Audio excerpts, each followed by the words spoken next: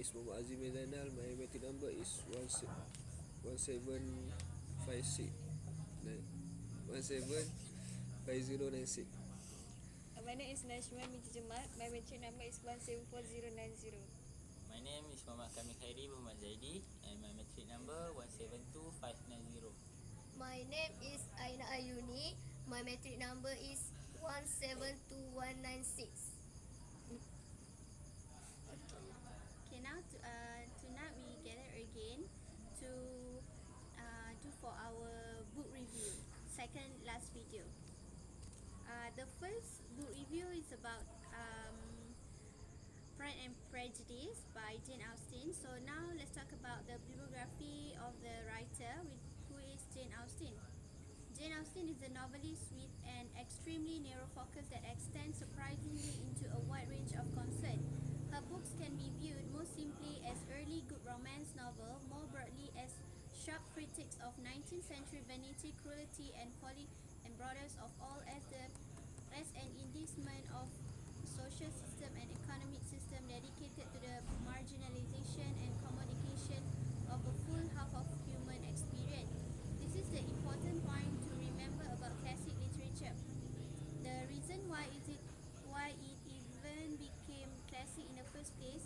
Classic works can be read simply because they are enjoyable to read, simply because when truth and insight are added to fiendish complexity of plot and a strong capacity for wit, the results are rarely drive fodder for academics.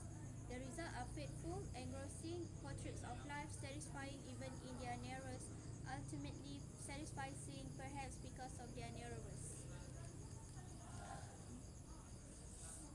Plotting the novel Pride and Prejudice. The book plot dealt with the five Bennet sisters, whose fanatically prosaic mother obsessed over marrying off as quickly as advantageous as possible.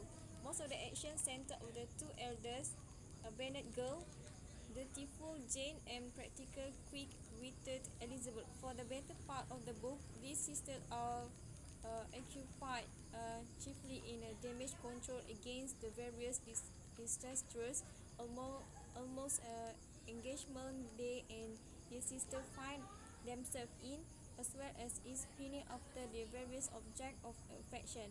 The dashing yet befooled Charles Bringley for Jane, and the grave calculating by Mr. Darcy.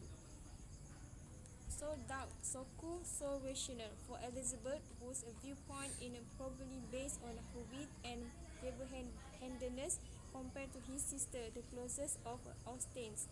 In Elizabeth and Darcy, that really drive the plot through a combination of their seeming compatibility and their total inability to get together, thanks to their mutual low opinion on one another, or at least the belief on the part of the each that the other have a low opinion of them. Okay, next, the structure of Pride and Prejudice. The novel has a very simple structure. Basically, the progenitor of the romance novel.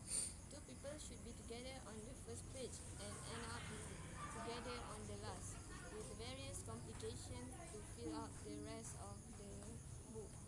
It's in the complications where the qualities most come up that set Austen apart from her latter day followers. Witty dialogue, a sense of the brutality of individual character, and a keen analytical eye for rivulets of emotion running through the smooth surface stream of everyday events. Next part is looking for Alaska. Miles Houghton is fascinated by famous glassword and tired of his safe life at home. He leaves for boarding school to seek what the dying poet Frances Rabelais called the great perhaps.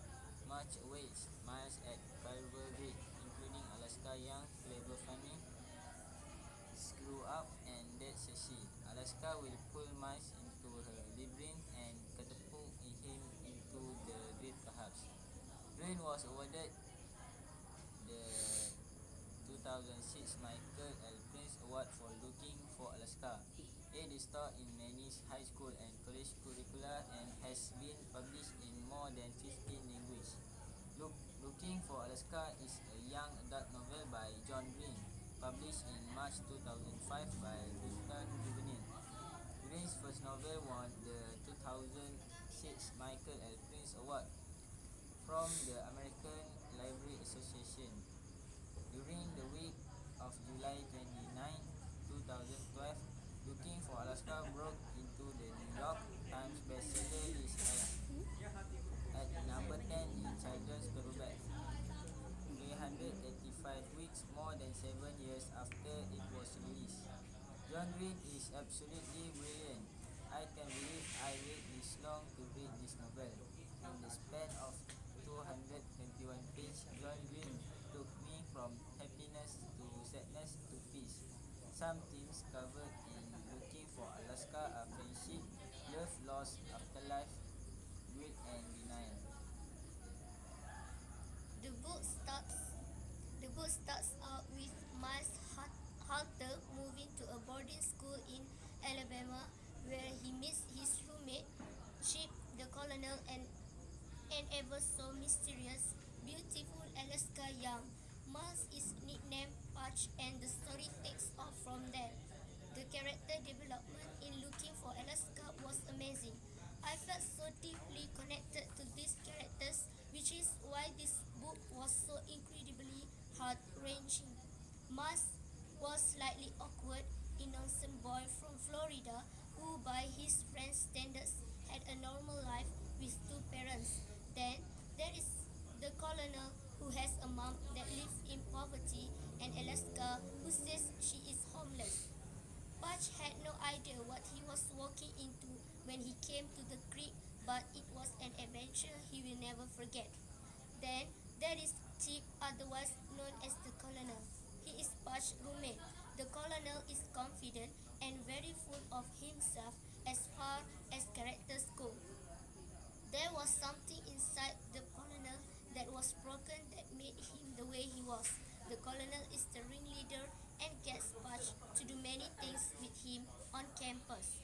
Then there is Alaska Young. This is character that is going to stick with me for a long time. The funny part is Alaska is the type of character that I am least likely to ever look up to.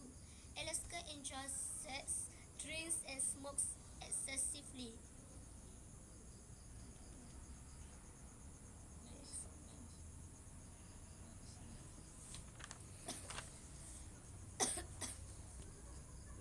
There is something. There is something brilliant about Alaska that I haven't quite put my finger on yet. She was the character I grew most attached to during this novel. I think part of it was the mystery behind Alaska. She was quick to ask about Perch and the colonel's life, but very seldom would she share her secret. John Green created a book full of mystery. He starts out with before, but we have no idea what before he is talking about. I had all these ideas running through my head of what before could be. The before happened and it was least when what I expected or wanted before to be. When before happened, I was brought to tears and I started to deny that it ever happens. It, I feel my heart rip to pieces over this before. I also love how religion ties into this novel. Not so much all type of religion, but the things all religions share in common. All religions usually believe in some sort of the afterlife and some end to suffering. Please remember people's famous last word, and he tears his part. He is going to the creek to seek a great help.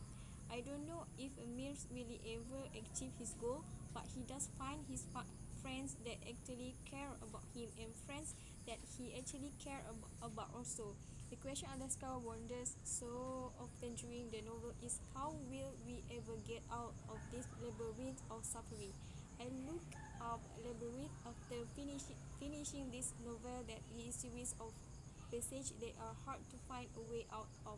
Alaska finds her answer in the list expected way. Lastly, we all think that Looking for Alaska is a brilliant written novel that will resonate with us for a long time. That's all. Okay, that's all from us.